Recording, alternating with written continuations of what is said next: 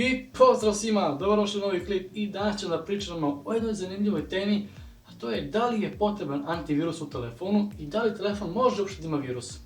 Tako da, svi oni koji me prate znaju da sam ja davno pravio ovakav klip, ali to je bilo isključivo za Windows, ali ta priča isto važi i za telefon. Ja sam bio rekao da antivirus ne treba i da ste pravi i najbolji antivirus vi sami i da koristite zdrav razum. Znači, prvo, da li telefon može da ima virus, znači naravno da može, znači svaki OS ili operativni sistem koji je napravljen može da ima virus, znači Android, Windows, Linux i tako dalje.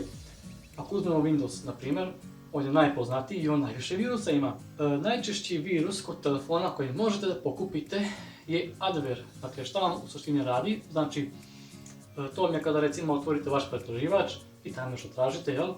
I vama stalno izbacuju neke reklame i ono možete uvijek idete na X. Ili recimo kada vam izbaci onako, vaš telefon je zaražen, imate ne znam 20-30 virusa, potrebno čišćenje, znači to je taj adware. To se meni događalo dok sam imao isto Android, ali sad imam Lumiju, tako da još uvijek nemam takav problem.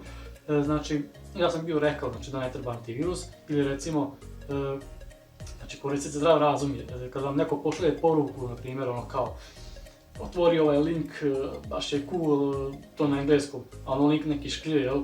Znači, naravno, nemojte otvarati to. Tako da, kada je potrebno koristiti antivirus, znači, kada nakačete taj neki virus i onda jednostavno odete na Play Store, skinete neki tamo antivirus prvi koji nađete, uradite skeniranje telefona i ako taj antivirus ne pronađe taj virus, onda ga obrišite i skinete neki drugi i sve tako redom dok ne rešite taj problem. I onda kada to uradite, kada obrišete taj virus, onda jednostavno obrišete i antivirus jer vam ne treba u telefonu, jer antivirus non stop radi, jer non stop skenira telefon i zapravo se tijede govna i usporava telefon. Tako da, znači ukratko, da li je potrebno imati antivirus u telefonu? U suštini ne, već samo kada imate neku potrebu, znači kako imate neki virus. Tako da, to bi bilo to.